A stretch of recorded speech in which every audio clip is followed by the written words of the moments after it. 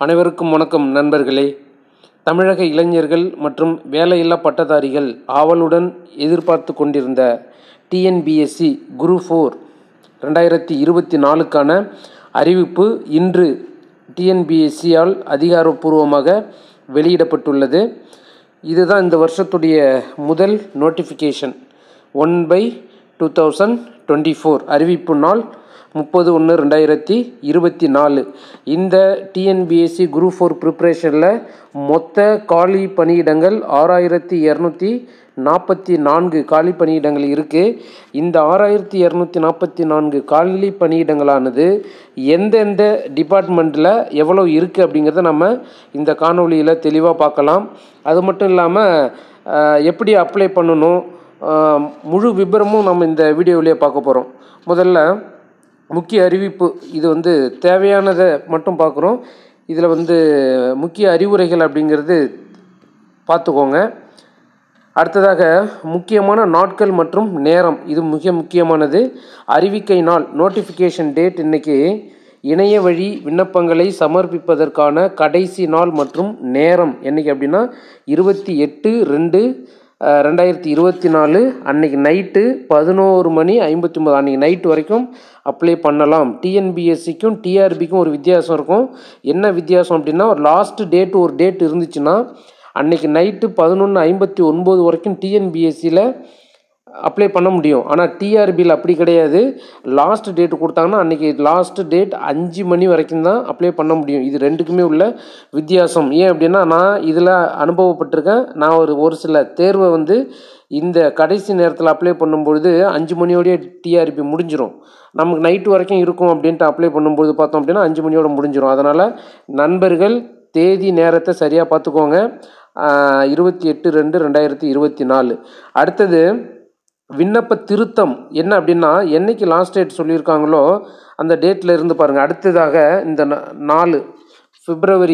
March 4லேருந்து March 6ஆம் தேதி வரைக்கும் கரெக்ஷனுக்கான டைம் கொடுத்துருக்காங்க. என்ன கரெக்ஷன்னா, இந்த டூரேஷனில் நம்ம அப்ளை பண்ணும்பொழுது ஏதாவது விண்ணப்பம் இல்லை டேட்டு தகவல்கள் ஏதாவது தவறுதலாக நம்ம கொடுத்துருந்தோம் அப்படின்னா அதை திருத்தம் செய்வதற்கு ஒரு சான்ஸ் தான் இப்போ சமீப காலமாக டிஎன்பிஎஸ்சி கொடுத்துக்கிட்டு இருக்காங்க.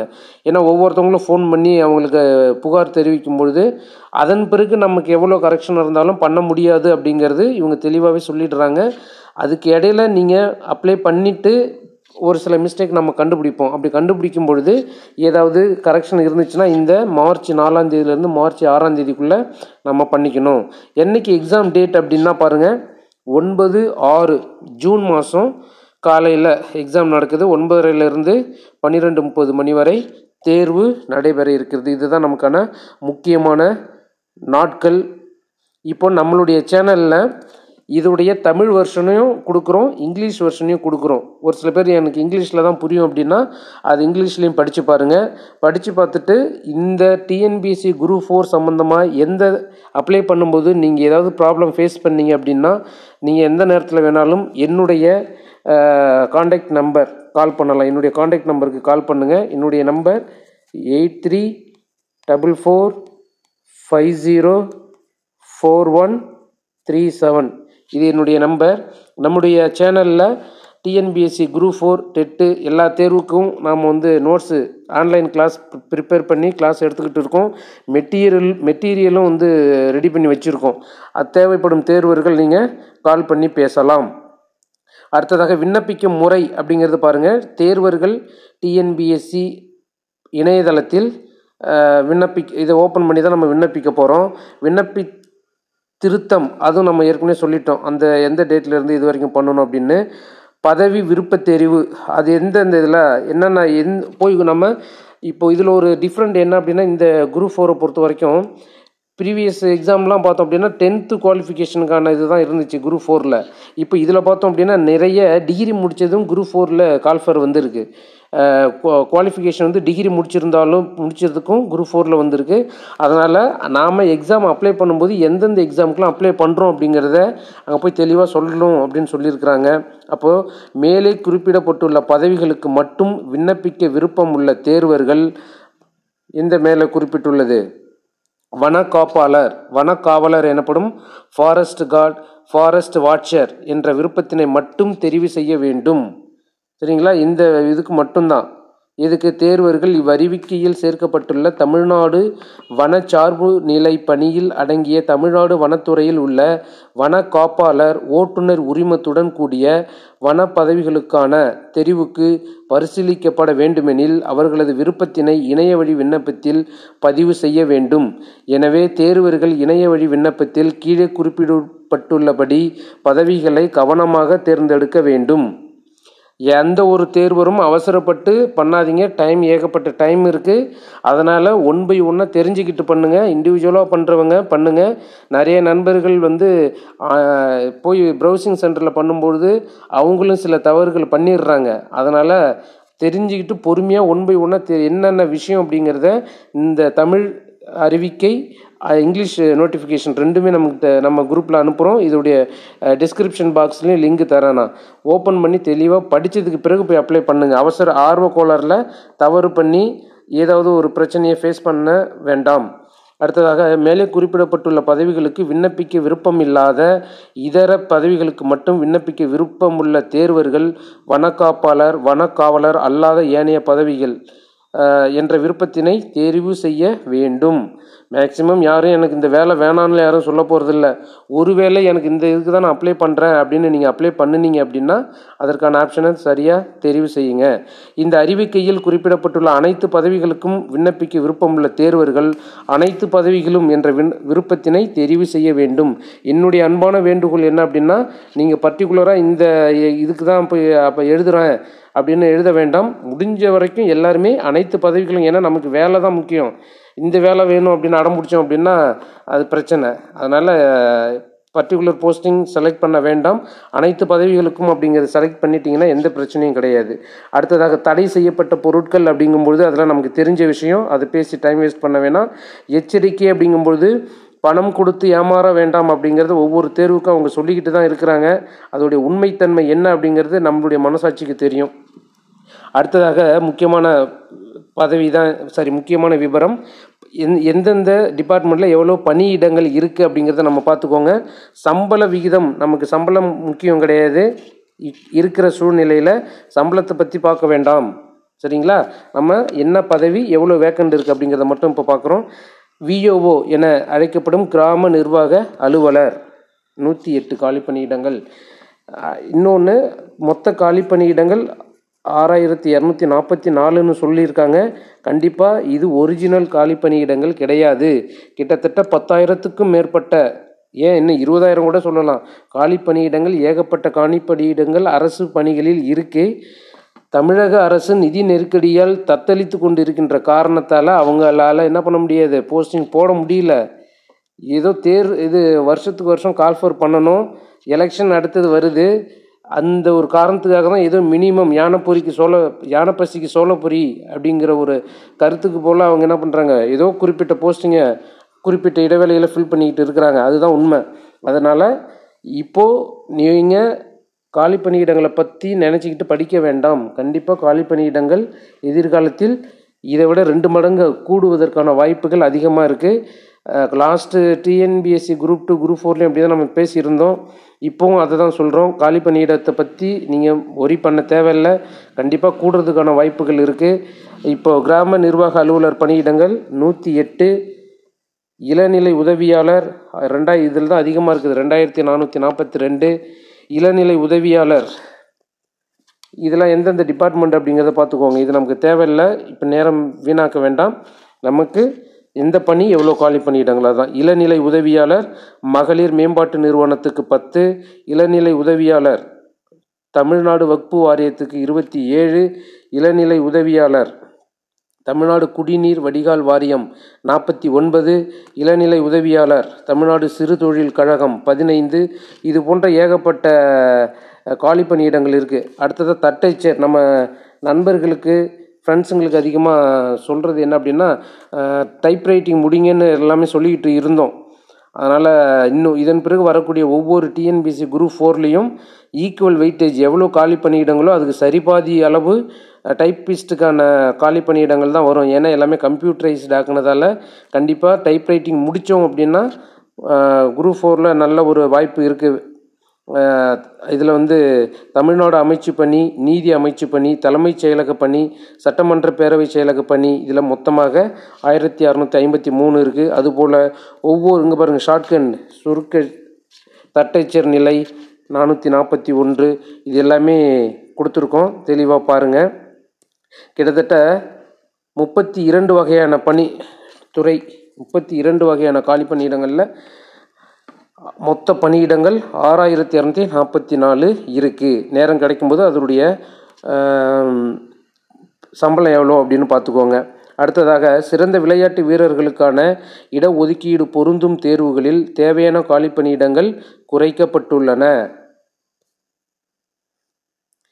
இவ்வறிக்கையில் அறிவிக்கப்பட்டுள்ள காலி பணியிடங்களின் எண்ணிக்கை தோராயமானதாகும். நம்ம ஏற்கனவே சொல்லிட்டோம், கண்டிப்பாக இது குறைவதற்கான வாய்ப்பில்லை. இதை விட 2 மடங்கு கூடுவதற்கான வாய்ப்புகள் 100% இருக்குது. அடுத்ததாக, தேர்வு திட்டம், எக்ஸாம் எப்படி இருக்கும் அப்படிங்கிறத சொல்கிறோம். 2 பகுதி A, பகுதி A 2 வகையான தேர்வுகள் இருக்குது. அதில் பகுதி A அப்படிங்கிறது பொது தமிழிலிருந்து தேர்வு இருக்கும். கண்டிப்பாக ஜென்ரல் இங்கிலீஷு இங்கே கிடையவே கிடையாது. கம்பல்சரி பொது தமிழ் தான் இங்கே தேர்வு. தமிழ் அதில் 100 வினாக்கள் இருக்கும். இதிலே தமிழ் தகுதி தேர்வு வந்துடுது.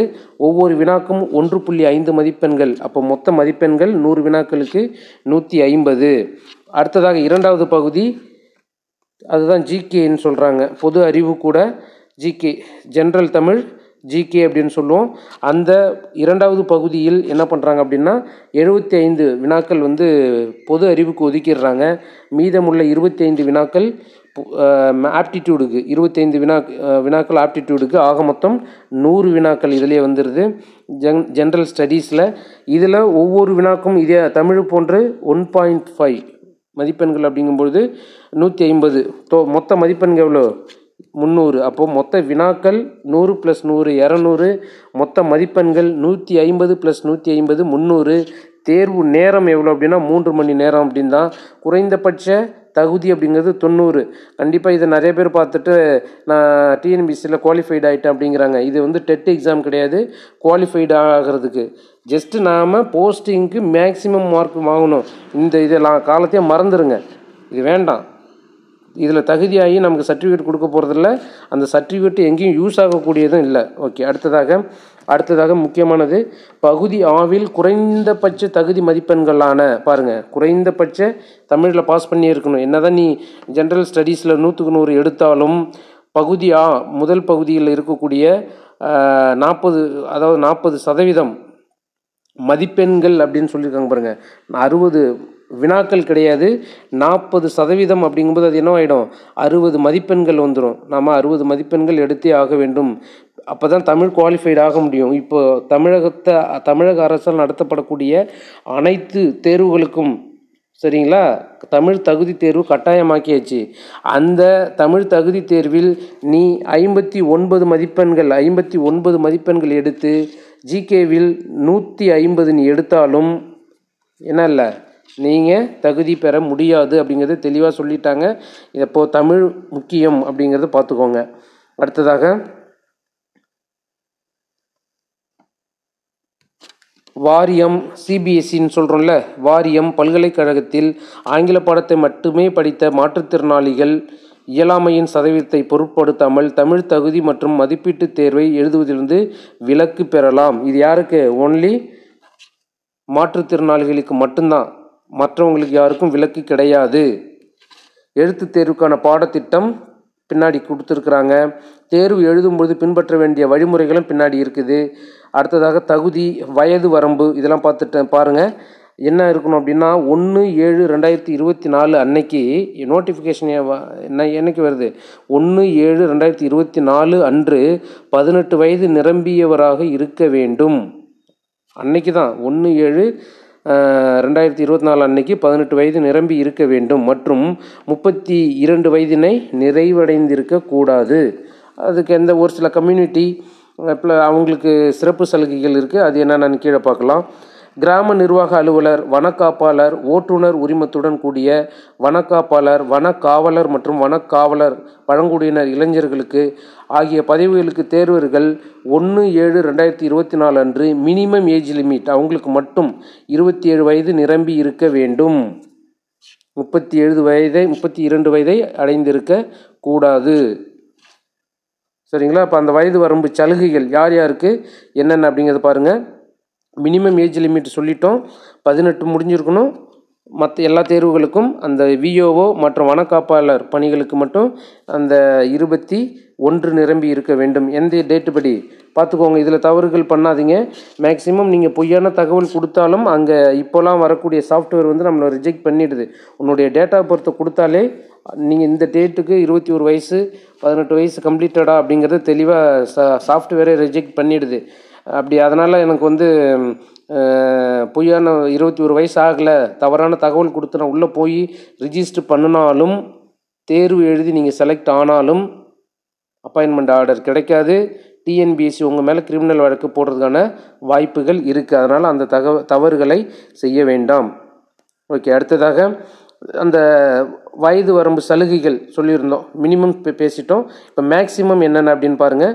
கிராம நிர்வாக அலுவலர் பணிக்கு ஆதிதிராவிடர், பழங்குடியினர், பட்டியல் வகுப்பினர் மற்றும் அனைத்து இனத்தைச் சேர்ந்த ஆதரவற்ற விதவைகள் இவங்களுக்கு என்ன மேக்சிமம் ஏஜ் லிமிட் 42 வயது வரை எழுதலாம்.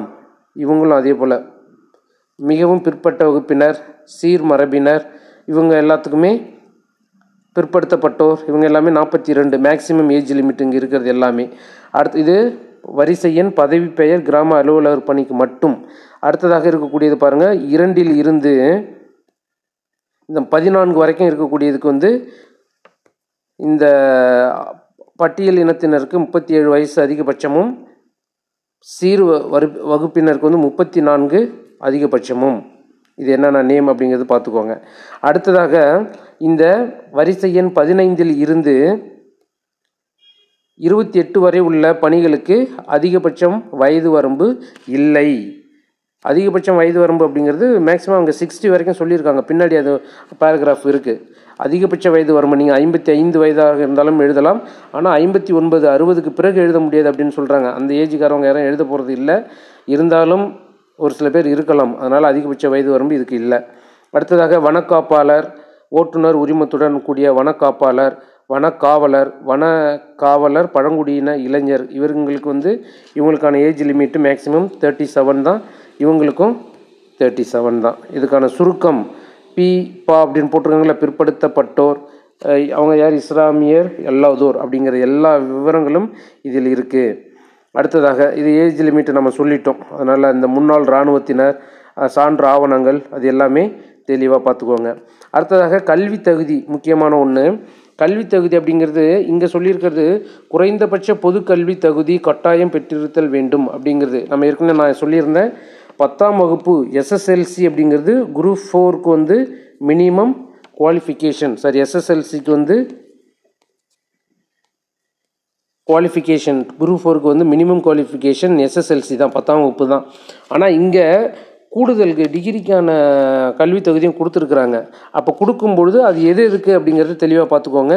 கிராம நிர்வாக அலுவலராக இருந்தால் 10ஆம் வகுப்பு, அதுதான் குறைந்தபட்ச பொதுக்கல்வி கட்டாயம் பெற்ற பொதுக்கல்வி அப்படிங்கிறது குறைந்தபட்சம் மினிமம்.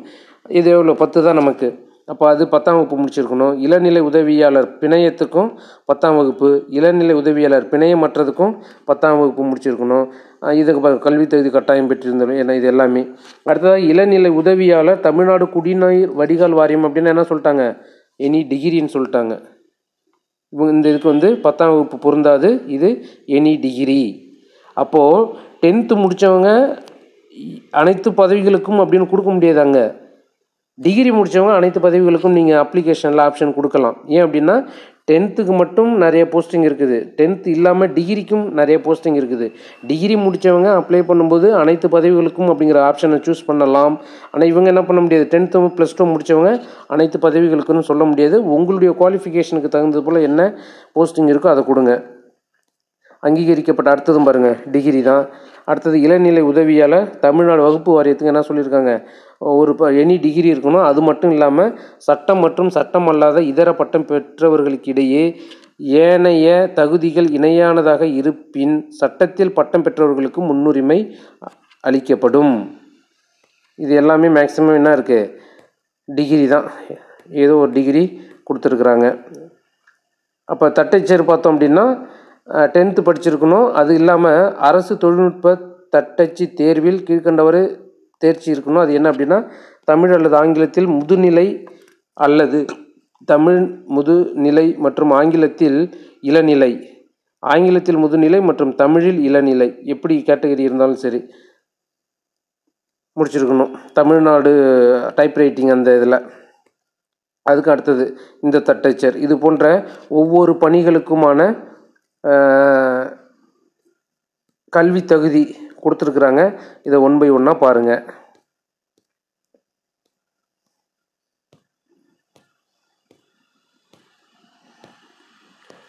அடுத்ததை நம்ம பார்க்க இருக்கிறது குறைந்தபட்ச பொதுக்கல்வி. இதை பற்றி நம்ம பேச வேண்டியதில்லை, ஏற்கனவே சொல்லிட்டோம். 10ஆம் வகுப்பு அப்படிங்கிறது தான் குறைந்தபட்ச பொதுக்கல்வி. அதனால் டிகிரிக்கு டிகிரின்னு சொல்லிட்டோம், குறைந்தபட்சம் அப்படிங்கிறது 10ஆம் வகுப்புன்னு சொல்லிட்டோம். அதனால் தேவைப்படுறவங்க மட்டும் அதை பார்த்துக்கோங்க. மற்றவங்க கன்ஃபியூஸ் ஆகிட்டு நீங்கள் படிச்சுட்டு உங்களுக்கு புரியாமல் அதை போட்டுட்டு மற்றவங்களையும் கன்ஃபியூஸ் பண்ண வேண்டாம். 10th முடிச்சிருந்தீங்கன்னா நீங்கள் அப்ளை பண்ணலாம். வனக்காப்பாளர் பணிக்கு அப்ளை பண்ணுறவங்க மருத்துவ மற்றும் உடற்தகுதி, அது நம்ம ஃபிட்னஸ் சர்டிஃபிகேட் வந்து ஸ்பெஷலிஸ்ட்டு அவங்களாம் சப்மிட் பண்ண வேண்டியிருக்கும். அது என்ன அப்படின்னா ஓட்டுநர் உரிமத்துடன் கூடிய வனக்காப்பாளர், வனக்காவலர், பழங்குடியின இளைஞர் ஆகிய பதவிகளுக்கு ஆண்களாக இருந்தால் உயரம் எவ்வளோ இருக்கணும், 163 சென்டிமீட்டர், மார்பு இயல்பு நிலையில் 79 சென்டிமீட்டரும், விரிந்த நிலையில் 79 + 5 இன்க்ரீஸ் ஆகணும். பெண் மற்றும் திருநங்கைகளாக இருந்தாங்கன்னா அவங்க 150 சென்டிமீட்டர் உயரம் போதுமானது. அவங்களுடைய இயல்பு நிலையில் 74ம் விரிந்த நிலையில் +5ம் இருக்க வேண்டும். பட்டியல் பழங்குடியினர்களுக்கு வந்து அவங்களுடைய உயரம் கம்மி பண்ணியிருக்காங்க. 152 இருந்தாலே போதும் ஆண்களுக்கு. பெண்கள் திருநங்கைகளாக இருந்தால் 145 இருந்தாலே போதுமானது. உடற்தகுதி சான்றிதழுக்கான ஃபார்மெட்டு கொடுத்துருக்காங்க. இதுதான் அந்த இப்படி தான் ஃபில் பண்ணுறீங்க. ஓட்டுநர் உரிமத்துடன் கூடியது. பார்வை திறன், வலது கண் பார்வை எவ்வளோ இருக்கணும், இடது கண் பார்வை, கிட்ட பார்வை, தூர பார்வையெல்லாம் எவ்வளோ இருக்கணும் அப்படின்னு சொல்லிட்டாங்க. தமிழ் மொழியில் தகுதி அப்படிங்கிறத பாருங்கள், இது முக்கியமானது. தேர்வர்கள் தேர்வு அறிவிக்கை வெளியாகும் நாளன்று போதுமான தமிழ் அறிவு பெற்றிருக்க வேண்டும். பின்வரும் தகுதியை பெற்றிருக்கும் ஒருவர் தமிழில் போதிய தகுதி உடையவராக கருதப்படுவார். 10ஆம் வகுப்பு அல்லது அதற்கு இணையான கல்வி தகுதியில் உயர்நிலை பள்ளியில் பட்டப்படிப்பில் தமிழை ஒரு மொழி பாடமாக எடுத்து தேர்ச்சி பெற்றிருக்க வேண்டும். அல்லது உயர்நிலைப்பள்ளி படிப்பை 10ஆம் வகுப்பு அல்லது அதற்கு இணையான கல்வி தகுதியில் தமிழை பயிற்று மொழியாக கொண்டு தேர்ச்சி பெற்றிருக்க வேண்டும். அல்லது தமிழ் அரசு பணியாளர் தேர்வாணையத்தினால் நடத்த பெறும் 2ஆம் நிலை மொழித் தேர்வில் முழு தமிழில் தேர்ச்சி பெற்றிருக்க வேண்டும். இது எல்லாமே தமிழுக்கான இது. கட்டுப்பாடுகள் எதுவும் நமக்கு அதிகமாக இருக்காது, பார்த்துக்கோங்க. அடுத்தது தெரிவு முறை. வனக்காப்பாளர், ஓட்டுநர் உரிமத்துடன் கூடிய வனக்காவலர், பழங்குடி இளைஞர் பதவிகளுக்கு என்னென்ன வேணும் அப்படிங்கிறதையும் சொல்லியிருக்காங்க. பணி நியமன ஒதுக்கீடு அது அரசு விதித்துள்ள முறைப்படி நடைபெறும். தேர்வர்களுக்கான தகவல் பரிமாற்றம் ஒருபோதும் அதாவது போஸ்டல் மூலியமாக இருக்காது, எல்லாமே மெயில், நம்மளுடைய ரிஜிஸ்டர்டு மொபைல் நம்பருக்கு மெசேஜ் மூலமாக மட்டுமே வரும். தேர்வர்கள் விழிப்பாக இருந்து அதுக்கு இதை மெசேஜை பார்த்துக்க வேண்டிதான்.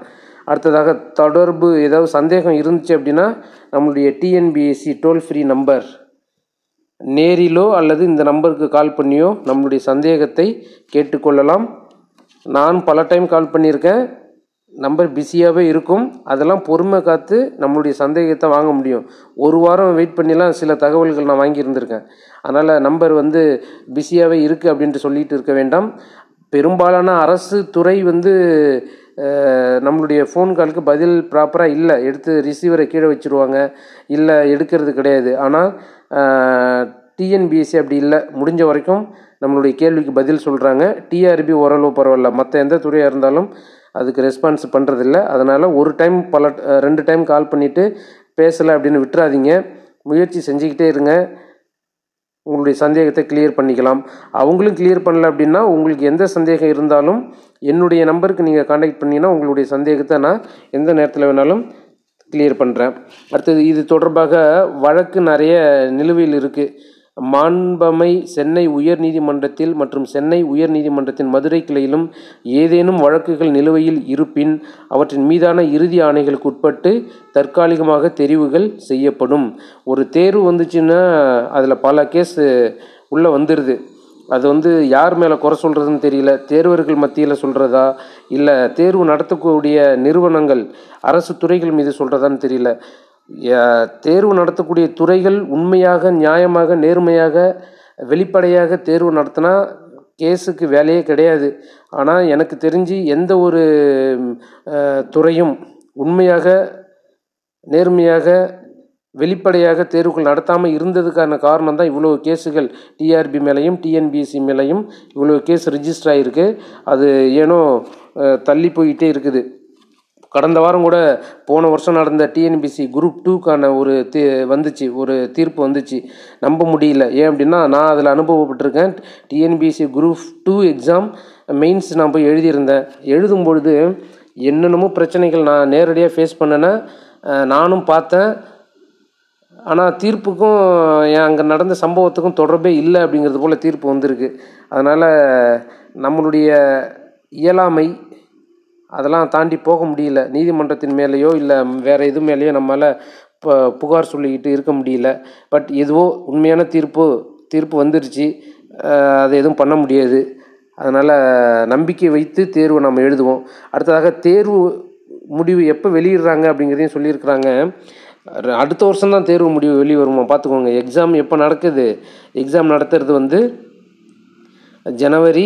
ஜூன் 2024 கிட்டத்தட்ட 6 மாத காலம் முடிவு வெளியிடப்படும். இதுவும் டென்டேட்டிவ் தான், கண்டிப்பாக வெளியிடப்படும்னு சொல்ல முடியாது.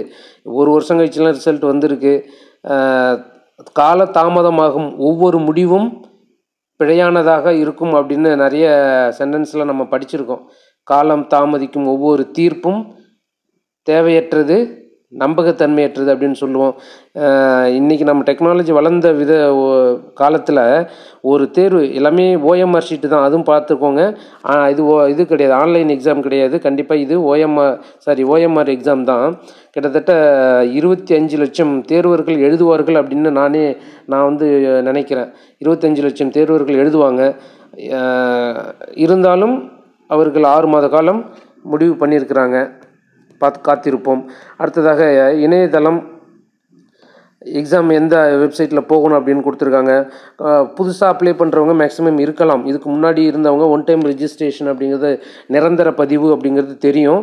இல்லாதவங்க புதுசாக இந்த டைம் டிஎன்பிஎஸ்சி அப்ளை பண்ணுறவங்களுக்கு 1 டைம் ரிஜிஸ்ட்ரேஷன் நீங்களே ஓனாக பண்ணுங்கள். இல்லை அப்படின்னா ப்ரௌசிங் சென்டர் போயிட்டு சொன்னீங்க அப்படின்னா அவங்க இந்த எல்லா டீட்டெயில்ஸெல்லாம் கேட்பாங்க. இதை நீங்கள் ஃபோட்டோவிலேருந்து சர்டிஃபிகேட்லேருந்து எல்லாமே எவ்வளோ இருக்கணும் அப்படிங்கிறது தெளிவாக சொல்லிவிடுவாங்க. அதுக்கு தகுந்த போல் எடுத்துக்கிட்டு போயிட்டு அப்ளை பண்ணி 1 டைம் ரிஜிஸ்ட்ரேஷன் ஃபில் பண்ணுங்கள். ஃபோட்டோ எந்த சைஸ் இருக்கணும், அதோடைய நேம், இதெல்லாம் எப்படி இருக்கணும் அப்படிங்கிறத அவங்க தெளிவாக சொல்லியிருக்கிறாங்க. தேர்வு மையங்கள் அப்படிங்கிறது ஏற்கனவே சொன்னது போல் 25 லட்சம் தேர்வர்கள் எழுதுவதற்கான வாய்ப்புகள் இருக்குது. அதற்காக கண்டிப்பாக எங்கெல்லாம் ஸ்கூல் இருக்கோ கண்டிப்பாக எல்லா ஸ்கூல்லேயும் அந்த சென்டர் இருக்கும். அது அரசு பள்ளியாக இருந்தாலும் சரி, தனியார் பள்ளியாக இருந்தாலும் சரி, ஒவ்வொரு மாவட்டத்திலும் எங்கெங்கெல்லாம் சென்டர் இருக்குது, அந்த மாவட்டத்துடைய மைய எண் என்ன அப்படிங்கிறதையும் தெளிவாக சொல்லிட்டாங்க. இது ஆப்ஷனில் இருக்கும். கண்டிப்பாக ஒரு 3 ஆப்ஷன் இருக்கும். ஃபஸ்ட்டு ப்ரிஃபரன்ஸ், செகண்டு, தேர்டு அப்படிங்கிறது 4, 5 கூட வருவதற்கான வாய்ப்புகள் இருக்குது. ஏன்னா அந்த அளவுக்கு நிறைய பேர் எழுத இருக்கிறீங்க. அதனால் உங்களுடைய தேர்வு மையத்தை இங்கே இருக்கக்கூடியதன் அடிப்படையில் செலக்ட் பண்ணிவிட்டு அப்ளை பண்ண போங்க. அப்ளை பண்ணும்போது செலக்ட் பண்ணாதீங்க. இதை பார்த்துட்டு உங்களுடைய டிஸ்ட்ரிக்டில் உங்களுடைய ஊருக்கு பக்கத்தில் எதெல்லாம் போடலாம், இது இல்லைன்னா அப்படிங்கிறது ஒரு 5 சென்டரை நீங்கள் சூஸ் பண்ணிவிட்டு அப்புறமா அப்ளை பண்ணுறதுக்கு போங்க. தமிழகத்தில் இருக்கக்கூடிய அனைத்து மாவட்டங்களுக்கும் மையம் ஒதுக்கியிருக்காங்க. விண்ணப்பத்தை சரிபார்க்கறதுக்கு தான் சொல்லியிருந்தோம். அப்ளை பண்ணிவிட்டு 2 நாள் டைம் கொடுத்துருப்பாங்க. அதில் கரெக்ஷன் இருக்கும்போது பார்த்துக்கோங்க. தேர்வு கட்டணம் யார் யாருக்கெல்லாம் எவ்வளோ தேர்வு கட்டணம் அப்படிங்கிறத சொல்லியிருக்காங்க. கட்டண முறை ஆன்லைனில் தான் கட்டணும். விண்ணப்ப திருத்த சாளரம் அதையும் போய் சொல்லிட்டோம். ஆவணங்கள் பதிவேற்றம் என்னென்னலாம் வேணும் அப்படிங்கிறதையும் சொல்லியிருக்கோம். இதில் இருக்குது பார்த்துக்கோங்க. பணி விவரங்கள் இருக்குது. அடுத்ததாக என்ஓசி நோ அப்ஜெக்ஷன் சர்டிஃபிகேட். ஒரு சில பணியில் இருக்கிறவங்களுக்கு இராணுவத்தினர் முன்னாள் இராணுவத்தினருக்கெல்லாம் என்ஓசி சர்டிஃபிகேட் தேவைப்படும். அதெல்லாம் இந்த ஃபார்மேட்டில் டைப் பண்ணி கொண்டுட்டு வந்துடுங்க. அதான் அந்த இதுதான் யார் யாருக்கெல்லாம் என்ஓசி தேவைப்படும் அப்படிங்கிறத சொல்லியிருக்காங்க.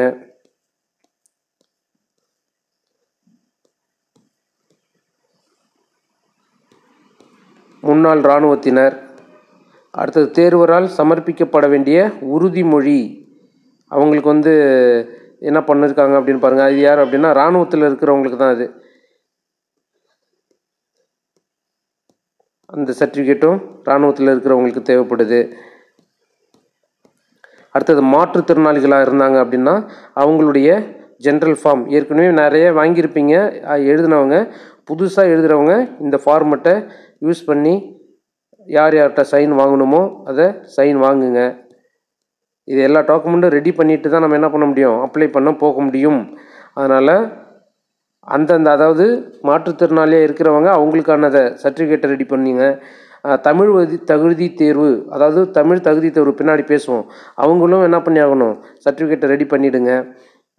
நெக்ஸ்ட்டு இராணுவத்தினர், விதவைகள், இது போன்ற ஒவ்வொரு ஸ்பெஷல் கேட்டகரி இருக்கிறவங்க அதற்கான ஆவணத்தை தயார் செய்து விட்டு போங்க. இந்த சொல்லியிருக்காங்க பாருங்கள், ஆதரவற்ற விதவைகள், அதற்கான சர்டிஃபிகேட் இருக்கும், அதை வாங்கி ஃபில் பண்ணுங்கள். அது சான்றிதழ் படிவம் இந்த ஃபார்மேட்டில் இருக்கணும். அடுத்ததாக பாருங்கள், தமிழ் வழியில் கல்வி பயின்றோர். இது நிறைய நண்பர்களுக்கு சந்தேகம் இருக்கும். என்ன அப்படின்னா, இப்போ 10th குவாலிஃபிகேஷனுக்கு நீங்கள் அப்ளை பண்ணுறீங்கன்னா 1ஆம் வகுப்பு முதல் 10ஆம் வகுப்பு வரை கண்டிப்பாக நீங்கள் தமிழ் மீடியத்தில் படிச்சிருக்கணும்.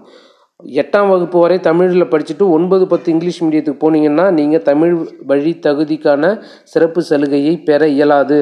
தெளிவாக புரிஞ்சுக்கோங்க நண்பர்களே. என்ன மினிமம் குவாலிஃபிகேஷன் சொல்லியிருக்காங்களோ அந்த மினிமம் குவாலிஃபிகேஷன் ஃபஸ்ட் ஸ்டாண்டர்ட்லேருந்து 10th வரைக்கும் நீங்கள் டிகிரி 10th வரைக்கும் தமிழில் படிச்சிருக்கணும். ஃபஸ்ட் ஸ்டாண்டர்டுனா இங்கிலீஷ் மீடியம், மீதி எல்லாம் தமிழ் மீடியம் இல்லை. ஒரு வருஷம் இடையில எந்த ஒரு வருஷம் இங்கிலீஷ் மீடியத்தில் படித்தாலும் நீங்கள் இதுக்கு அப்ளை பண்ண முடியாது. அடுத்ததாக டிகிரி வரைக்கும் இருந்துச்சு அப்படின்னா, எனி டிகிரி அப்படின்னு நிறைய போஸ்டிங் இருக்குல்ல, அந்த டிகிரிக்கு என்ன பண்ணணும்னா 1ஆவதுலேருந்து டிகிரி வரைக்குமே நீங்கள் என்ன பண்ணணும், தமிழில் படிச்சிருந்தால் மட்டும்தான் அதில் நீங்கள் அப்ளை பண்ண முடியும். அது அப்ளிகேஷன் அந்த தமிழ் இது எங்கே வாங்கணும், எப்படி வாங்கணும் அப்படிங்கிற ஃபார்மேட்டு டிஎன்பிஎஸ்சி வெப்சைட்லேயே இருக்குது. இல்லை அப்படின்னா நீங்கள் கேட்டால் கூட நான் அந்த ஃபார்ம் நான் உங்களுக்கு அனுப்பிடுறேன். 1 முதல் 5ஆம் வகுப்பு வரை ஒரு ஃபார்ம் இருக்குது. 6 முதல் 10ஆம் வகுப்பு வரை ஒரு ஃபார்மு, 11, 12க்கு ஒரு ஃபார்மு, காலேஜுக்கு ஒரு ஃபார்ம் அப்படின்னு டிஃப்ரெண்ட்டாக இருக்குது. ஒரே ஃபார்மில் நம்ம எல்லாமே வாங்க முடியாது. இது எல்லாமே என்ன பண்ணணும், தனித்தனியாக தான் வாங்கணும். சரி, அடுத்தது இது எப்படி வாங்கணும் அப்படிங்கிறதையும் சொல்லிடுறேன். இதுக்கு முன்னாடிலாம் நம்ம ஒவ்வொரு ஸ்கூலில் போயிட்டு நம்ம படித்த ஸ்கூலில் போய் வாங்கிட்டு இருந்தோம். இப்போ அப்படி இல்லை. சேவை மையத்துக்கு போனீங்க அப்படின்னாவே ஆன்லைனில் அப்ளை பண்ணிவிட்டு 60 ரூபா பணம் கட்டிட்டாலே என்ன பண்ணிடுறாங்க, நமக்கு சர்டிஃபிகேட் வந்துடும். ஒரு 1 வீக்கில் 10 டேஸ், அதாவது 10 டேஸ் 15 டேஸ்க்குள்ளே நமக்கு சர்டிஃபிகேட் வந்துடுது. அதனால் மேக்ஸிமம் நேரடியாக போய் வாங்கிறதுக்கான வாய்ப்புகள் குறைவு தான். மேக்ஸிமம் இப்போ ஆன்லைனில் பண்ணிருந்தாலும் யாரும் போட்டு தரமாட்டாங்க. நீங்கள் சேவை மையத்துக்கு போயிட்டு உங்களுடைய டீட்டெயில்ஸு, அவங்க கேட்குற ஸ்கூல் டீட்டெயில்ஸ், சர்டிஃபிகேட்லாம் கொடுத்து அப்லோட் பண்ணுனீங்க அப்படின்னா முதல்ல தமிழ் வழி சான்று வாங்கினா தான் அப்ளை பண்ண முடியும். போயிட்டு நான் அப்ளை பண்ணுற இடத்துல போய்ட்டு எனக்கு தமிழ் வழி சான்று அந்த டைமில் அப்ளை பண்ணிங்கன்னா அது வர்றதுக்கு ஒரு 10 to 15 டேஸ் 20 டேஸ் ஆச்சு அப்படின்னா உங்களுக்கு கால தாமதமாகும். அதனால் உடனடியாக முதல்ல நாளைக்கே போய்ட்டு என்ன பண்ணுங்கள், தமிழ் வழி தகுதி தேர்வு வாங்குங்க. எல்லோரும் வாங்காதீங்க. நான் சொன்னது சாட்டிஸ்ஃபை ஆச்சுன்னா மட்டும் வாங்குங்க. ஆன்லைனில் போய் அப்ளை பண்ணுங்கள். அது அவங்க சொல்ல வேண்டிய விஷயத்த நான் எல்லாமே தெளிவாக சொல்லிட்டேன். இது படித்து பார்க்க வேண்டிய அவசியம் இல்லை. அதனுடைய ஃபார்மெட்டு தான் இது. உங்களுக்கு தேவைப்பட்டுச்சுன்னா அந்த ஃபார்மெட்டு நான் டைப் பண்ணியும் வச்சுருக்கிறேன், டவுன்லோட் பண்ணியும் வச்சுருக்கிறேன். எனக்கு நம்மளுடைய வாட்ஸ்அப் குரூப்பில் ஜாயின் பண்ணுங்கள். அதோடைய லிங்க்கு நான் தரேன்.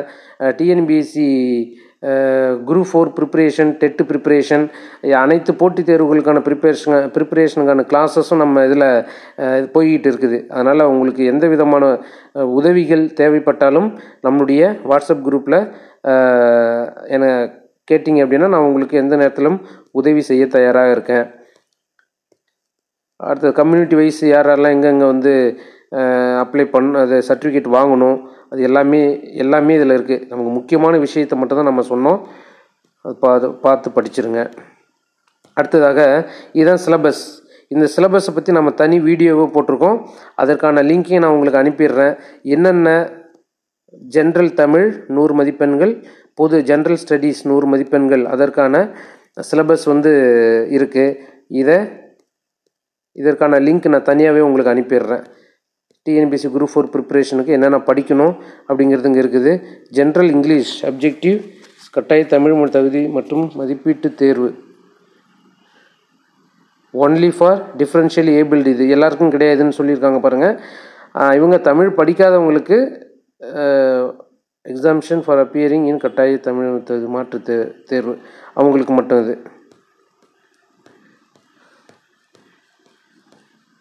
Okay, part C. ஓகே, அடுத்தது இது 2வது பொது அறிவுக்கான பாடத்திட்டங்கள். இது ஜென்ரல் இன்ஸ்ட்ரக்ஷன்ஸ், இதையும் படித்து பாருங்கள்.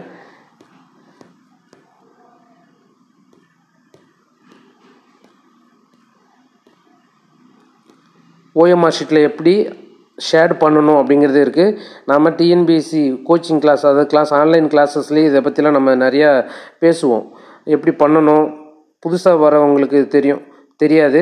அவங்க ஷேர் பண்ணுற விதத்தை பாருங்கள், மிஸ்டேக் பண்ணிட வேண்டாம். அது எல்லாமே இதில் பின்னாடி வரக்கூடிய நம்மளுடைய ஆன்லைன் கிளாஸஸில் நம்ம 1 by 1 பார்க்கலாம்.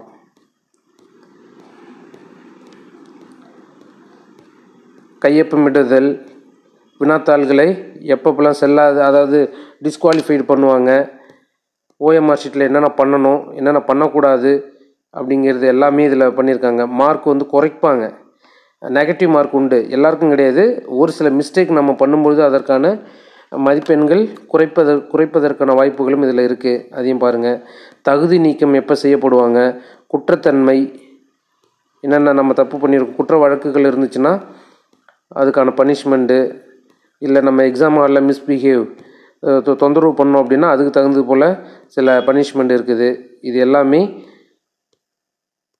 செல்ஃப் டிக்ளரேஷன் ஃபார்ம் கொடுத்துருக்காங்க. இது எதுக்கு அப்படின்னா அந்த வாகன காவலர் இதுக்கு வனக்காப்பாளர் இதுக்கு மட்டும் இதை பார்த்துக்கோங்க. அப்போது மொத்தம் 84 பக்கங்கள் அடங்கிய நோட்டிஃபிகேஷன் வெளில விட்டுருக்காங்க. 6244 காலி பணியிடங்கள். அப்ளை பண்ணுங்க, படிங்க, தேர்வில் வெற்றி பெற்று சந்தோஷமான வாழ்க்கையை வாழுங்கள். நன்றி நண்பர்களே.